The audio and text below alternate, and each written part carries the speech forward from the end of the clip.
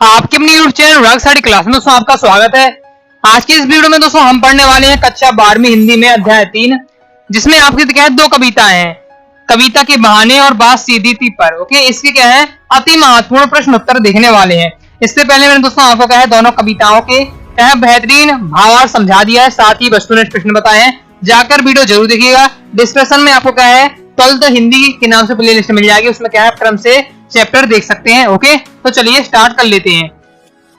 तो पहला दोस्तों क्वेश्चन आ जाता है, इस कविता के बहाने बताए कि सब घर एक कर देने के माने क्या है। ओके, तो इस कविता के मैं आपसे अनुसार आपको बताना है कि सब घर एक कर देने के माने का क्या अर्थ है। ओके, देख लेते हैं। आंसर आपको लिखना है, बच्चे खेल खेल में अपनी सीमा और अपने क्या है परायों का भेद भूल जाते हैं। वे एक दूसरे से दूसरी जगह बिना बेचारे दौड़ते रहते हैं। मतलब एक जगह से क्या है दूसरी जगह क्या है बिना बेचारे दौड़ते रहते हैं। उन्हें किसी के रोक टोक की चिंता नहीं रहती। उसी प्रकार क्या है कविता भी क्या है शब्दों का खेल है। इसका क्षेत्र व्यापक होता है, उसे किसी का भय नहीं रहता है। कलम को किसी बंधन में बांधा नहीं जा सकता। अतः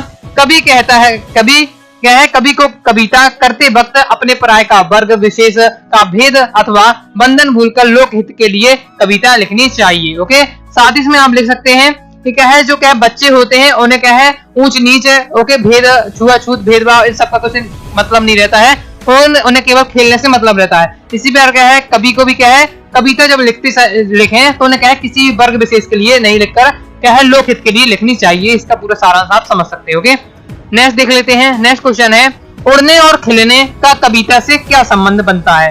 ओके, तो देख लेते हैं। पक्षी की उड़ान और कवि की कल्पना की उड़ान दोनों दूर तक जाती है। दोनों का लक्ष्य ऊंचाई मापना होता है। कविता में कवि कल्पना की उड़ान होती है जिसकी सीमा क्या है अनंत होती है। इसलिए कहा गया है कि जहां न पहुंचे रवि वहां पहुंचे कवि। जिस प्रकार क्या है फूल, यह भी क्या अपन ने बता दी किससे तुलना कर दी है उड़ने से। ओके, उड़ने से अपन ने क्या है कविता की तुलना कर दी है। खिलने से बात करते हैं तो जिस प्रकार फूल खिलकर अपनी सुगंध एवं सौंदर्य से लोगों को आनंद प्रदान करता है, नव जीवन देता है, उसी प्रकार कविता भी सदैव खिली रहकर लोगों के भाव विचारों का रसपान कराती है, पाठकों में नवीन स्फूर्ति एवं क्या है ऊर्जा का संचार करती है। ओके, मतलब क्या है कविता की तुलना आपको उड़ने से करना है। तो उसमें किस प्रकार से की है कवि ने कि कविता भी उड़ सकती है, साथ ही क्या है पक्षी भी उड़ सकता है। ओके, लेकिन क्या है कवि जो कविता होती है वो क्या है अनंत तक उड़ सकती है, क्योंकि वो क्या है कल्पना से बनी होती है। जबकि क्या है जो पक्षी उड़ता है उसकी क्या है ऊंचाई सीमित है। खिलने से क्या संबंध है कि क्या है जो फूल होता है एक बार खिल के क्या है सुगंध इस प्रकार से देता है, उसी प्रकार क्या है कविता भी अगर एक बार लिख जाती है तो वो भी क्या है पाठकों में क्या है ऊर्जा प्रदान करती रहती है। साथ ही जो क्या है फूल होते हैं उनको महकते रहते हैं। ओके, इसी प्रकार क्या है ये भी क्या है आपकी जो कविता है वो भी क्या है पाठकों में ऊर्जा प्रदान करती रहती है। ओके, नेक्स्ट देख लेते क्वेश्चन। नेक्स्ट है, कविता और बच्चे को समांतर रखने के क्या कारण हो सकते हैं। ओके, मतलब क्या है कविता की तुलना क्या है बच्चे से भी की गई है, तो क्यों की गई है इसको आपको बताना है। तो उत्तर हो जाएगा, कविता और बच्चे दोनों अपने स्वभाव बस खेलते हैं। खेल खेल में अपनी सीमा अपने परायों का भेद भूल जाते हैं।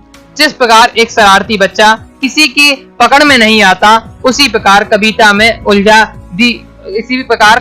उलझा दी गई बातें तमाम कोशिशों के बावजूद समझने के योग्य नहीं रह जाती, चाहे उसके लिए कितना भी प्रयास किया जाए। वह एक शरारती बच्चे की तरह है, हाथों से फिसल जाती है। प्रेम युक्त आचरण एवं शब्दों से बिगड़ी बात मनाई भी जा सकती है।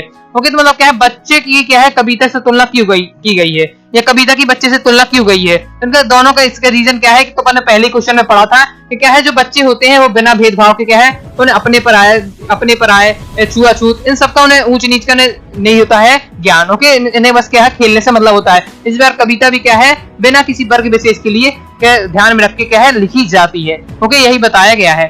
और साथ ही क्या है जिस प्रकार से क्या बच्चे क्या है पकड़ में नहीं आते, इसी प्रकार क्या है कविता जब क्या है अलंकार युक्त लिखी जाती है तो वो क्या है पाठकों की क्या है पकड़ में नहीं आती है। ओके, नेक्स्ट क्वेश्चन देख लेते हैं। चौथा क्वेश्चन है, कविता के संदर्भ में बिना मुरझाए महकने के माने क्या होते हैं। ओके, तो आंसर है कविता कालजयी होती है, मतलब क्या है जीवन पर्यंत चलने वाली है, जिसको क्या है मिटा नहीं सकता। कालजयी मतलब जो काल पर विजय प्राप्त कर ले, तो कविता क्या है कालजयी होती है। उसका मूल्य शाश्वत होता है, ये जब भी पढ़ी जाती है तब क्या है पाठकों को आनंद ही देती है।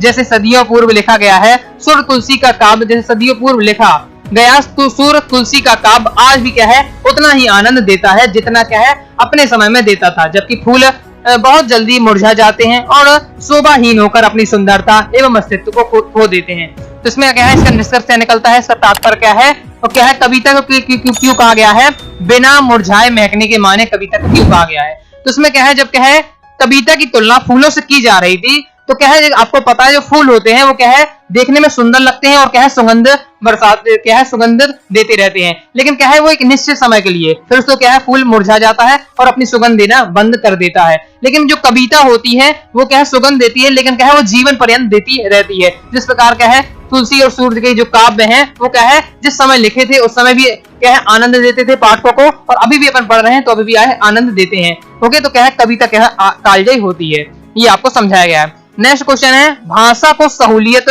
बरतने से क्या अभिप्राय है। बहुत ज्यादा इंपॉर्टेंट क्वेश्चन है। इसमें क्या है इस चैप्टर में 7 से 8 क्वेश्चन मैं आपको बताने वाला हूँ। इसमें आपके सबसे ज्यादा इंपॉर्टेंट अगर आप पूछे तो यही वाला क्वेश्चन है आपके 5वें नंबर का कि भाषा को सहूलियत बरतने से क्या अभिप्राय है। अगर आप एमपी बोर्ड के स्टूडेंट है तो आपको ये रख लेना चाहिए, प्रीवियस ईयर में पेपर में कई बार आ चुका है। ओके, और आता रहता है, तो अच्छे तैयार करिएगा। तो भाषा को सहूलियत बरतने से क्या अभिप्राय है, तो इसका आशय है क्या है भाषा को सहूलियत बरतने से अभिप्राय है सीधी सरल एवं सटीक भाषा के प्रयोग से है।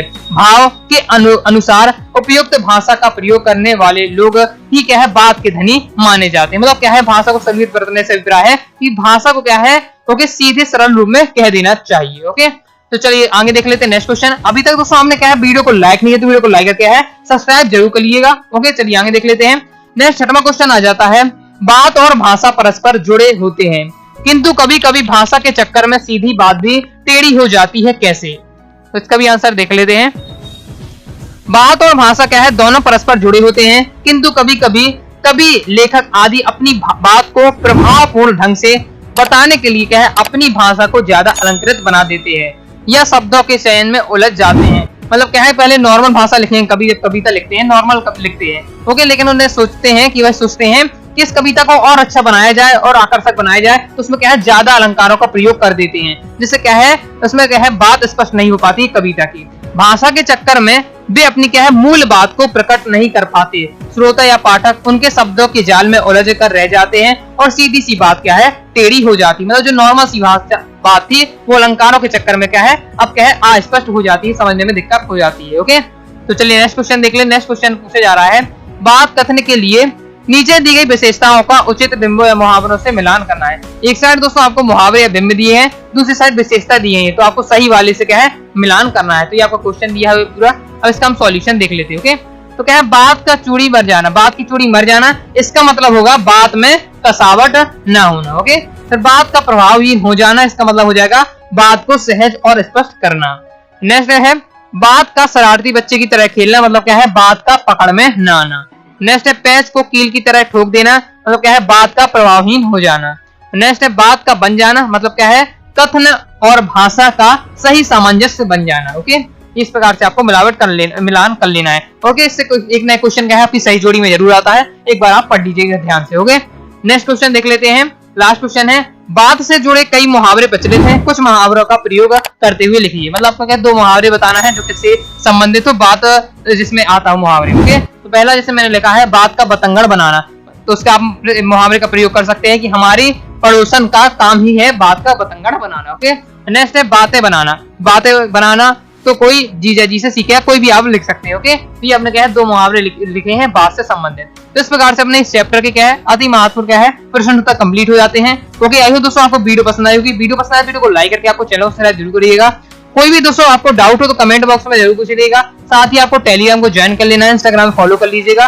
ओके, टेलीग्राम को जरूर ज्वाइन करिएगा, जिससे आपको क्या इन्फॉर्मेशन और पीडीएफ मिल जाएगी। साथ ही आपको फेसबुक ट्विटर ओके जहां जहां आप एक्टिव हो सभी जगह ज्वाइन कर लीजिए अनुराग साड़ी क्लासेस को। और वेबसाइट से आप क्या है किसी भी सब्जेक्ट के आप क्या है फ्री आप क्या है नोट्स प्राप्त कर सकते हैं, ऐप को डाउनलोड कर लीजिएगा कोर्स वगैरह के लिए। ओके, तो मिलते हैं दोस्तों नेक्स्ट वीडियो में, तब तक के लिए बाय बाय।